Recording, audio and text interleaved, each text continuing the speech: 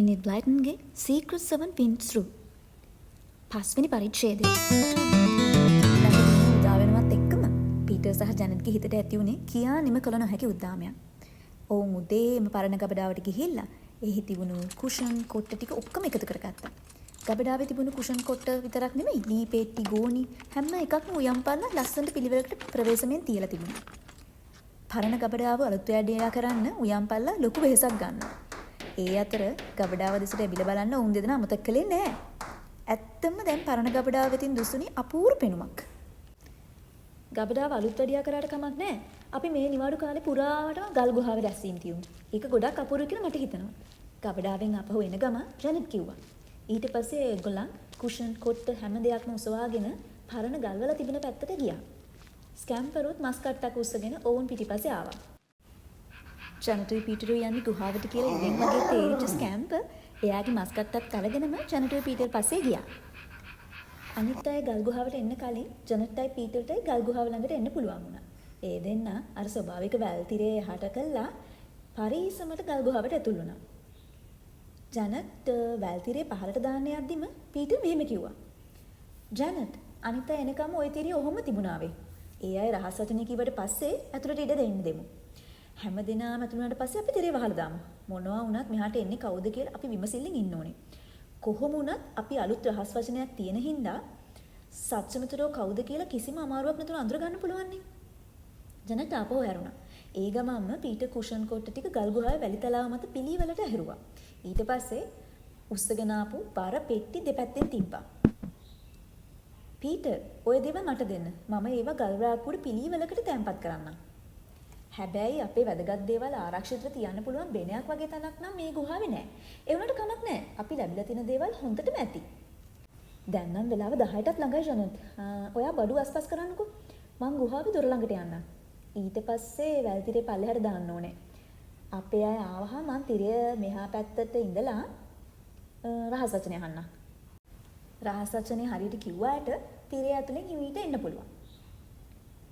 පීටර්ගේ කතාව ඉවරනත් එක්කම සිහින් හඬක් ඇහුණා.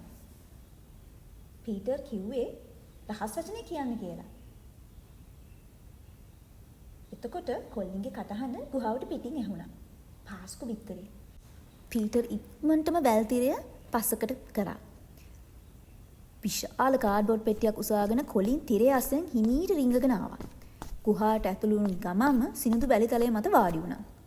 දෙයනේ පොත් මේ තරම් බරයි කියලා මං නම් නිකමටවත් හිතුවේ නෑ. ඔන්න මම ෆේමස් 5 පොත් කට්ටලේම අරන් ආවා. අපිට පුළුවන් ඒවා ගල් රාක්කේ උඩින් අහුරන්න. ඊට පස්සේ කැමති කෙනෙකුට අරන් කියවන්න පුළුවන් නේ. නියමයි කොලින්. මමත් ආයෙ සැරයක් ෆේමස් 5 කියවන්න ඕනේ. ඔයා ගිහින් පොත් ටික හොඳ රාක්කයක් බලලා තියන්නකෝ. ඊට පස්සේ පොත් ටික පිළිවෙලට අහුරන්නත් අමතක කරන්න එපා. පීටර් සතුටු සිතින් කීවේ. ඔහුගේ කතාව ඉවර වෙනවත් එක්කම ගල් ගුහාවට පිටින් කැස්සක් ඇහුණා. කවුරු හරි ඇවිල්ලා තියෙන බව පීටර් වටහාගෙන රහස් වචනේ කියන්න කියලා කිව්වා. පාස්කු බිත්තරය. පාස්කු බිත්තරය. ඔය තරම් හයියෙන් කෑ ගහන්න එපා. කාටවත් ඇහුනොත් ඔක්කොම ඉවරයි. වැල් තිරේ පැත්තට කරන ගමන් පීටර් තරහෙන් කිව්වා. ඒ ජැකුයි ජෝජුයි. කලබල වෙන්න එපා පීටර්. මං එනකොට සුසී අපේ වත්තපල්ලා හිටියේ. හැබැයි මම යාට හොරෙන් කොහොම හරි මාරුණා. ජැක් පීටර්ගේ හිත හදන්න මෙන් එහෙම කිව්වා. ඔයා දන්නවද පීටර්? මම පළතුරු යුෂ බෝතල් දෙකකුයි වතුර බෝතල් දෙකකුයි අරන් ආවා. අද සීක්‍රට් 7 ලාගේ රැස්වීමක් තියෙනවා කියලා දැනගත්තාම අම්මා මට මේ දේවල් දුන්නා. නියමයි. එහෙම කිව්ව පීටර් වැල් තිරේ ආයෙමත් තිබ්බ විදිහටම තිබ්බා. එතකොටම මෙච්චර වෙලා ගුහාවට ආපු ආලෝකය නැතිව ගියා. දැන් ගුහාව තුල තිබෙන්නේ මන්ද ආලෝකයක්. ඊට පස්සේ හාත්පසම විපරමින් බැලූ පීටර් කතා කරන්න උනා. අපි දැන් ගොඩක් ආරක්ෂිත වගේම රහසිගත තැනක ඉන්නේ කියලා මට හිතෙනවා. මේ ගල් ගුහාව තියෙන තැන තිබුණ ගල් වැඩපොළ අවුරුදු ගානක ඉඳලා අතහැරලා දාපු එකක්. ඒ හින්දා මෙතන ගල් ගුහාවක් තිබුණා කියලා කිසිම කෙනෙක්ට මතක නෑ මං හිතන්නේ. ඒක නම් ඇත්ත. අනික කවුරු හරි කෙනෙක් ගුහාව ළඟට ආවොත් ස්කැම්පර් පුරනවා. එතකොට වැල් තීරිය පල්ලෙහාට දමලා අපිට ගුහාව ඇතුලේ සද්ද නැතුව ඉන්න පුළුවන්. ජනන්ත තමන්ගේ අදහස ඉදිරිපත් කළා. ඔව් ස්කැම්පර් අපිට අනුතුරු අඟවයි. හොඳයි. අපි එහෙනම් වැඩ කටයුතු ටික පටන් ගමු. මේ වෙනකොට කට්ටියම එකතු වෙලා ගල් ගුහාව ලස්සනට හදාගෙන තිබුණා. සීක්‍රට් 7 පිරිස මේස විදියට පාවිච්චි කරපු ලී පෙට්ටිය ගල් ගුහාවේ මැද තියලා තිබ්බා. වැලි පොළොව උඩ කුෂන් කොට්ට 7ක් තියලා සීක්‍රට් සෙවන්ට වාඩි වෙන්න හදාගත්තා. ගල් වලින්ම හැදිලා තියෙන රාකවල කොලින්ගේ පොත්, ඒ වගේම ජැක් ගෙනාපු ප්ලාස්ටික් කෝප්ප ලස්සනට තියාගත්තා. එච්චර විතරක් නෙමෙයි. ජැක් ගෙනාපු බීම බෝතල්, වතුර බෝතල් පිළිවෙලකට ඇහරවන්න ජනට් අමතක කළේ නැහැ. ගල් ගුහාවේ කෙළවරකට වෙන්න තිබුණ විශාල බෙලක් ටින් එකේ තමයි සීක්‍රට් සෙවන්ලා ගෙනාපු එක එක කෑම ಜಾති ගබඩා කරලා තිබ්බේ. බෑදපු රස කැවිලි, ඕට්මේල් බිස්කට්, පැම් ගෙනාපු චොක්ලට් බාර්, ගෙදරදිම හදපු ස්ට්‍රෝබෙරි ජෑම් බඳුනක්ද ඒකේ තිබ්බා. දැන් නම් ගුහාව ගොඩක් ලස්සනයි කියලා මට හිතෙනවා.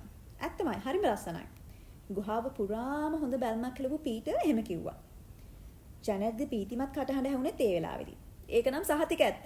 අපිට දැන් තියෙන හැම අතින්ම අංග සම්පූර්ණ ගල් ගුහාවක්. අන්න අතන ස්කැම්පර්ට හොඳයි. එතන වාඩි වෙලා එයාට මස් කටුව හප ඉන්න පුළුවන්. ස්කැම්පර්, අන්න අතන තමයි වාගේ තැන. අපි කවුරුත් එතනට ඇවිත් ඔයාලට කරදර කරන්නේ නැහැ. ස්කැම්පර් යාගේ තැනට ගිහිල්ලා මස් කට්ට හපන්න ගත්තා. ඒ අතර ජැක් කෙඳිරි හඩකින් මෙහෙම කිව්වා. මට බඩගිනි වගේ.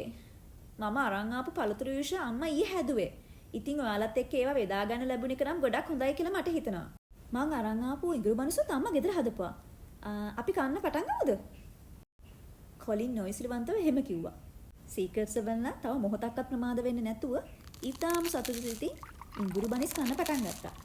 දීප්තිමත් හෙරියලිය ගුහාවේ දොරකඩ ආලෝකමත් කරා. රැල් තීරේ පාත් කරලා තියෙන හින්දා හිරු එළිය නම් වැඩි ගුහාව ඇතුළට ආවේ නැහැ. ඇත්තටම මේක මොනතරම් අපූර්ව රැස්වීම් ශාලාවක්ද? මේතෙක් කාලයකට සීක්‍රට් සෙවන්ලට හමු අපූර්වම රැස්වීම් ශාලාව මේක වෙන බවට සැකයක් නැහැ.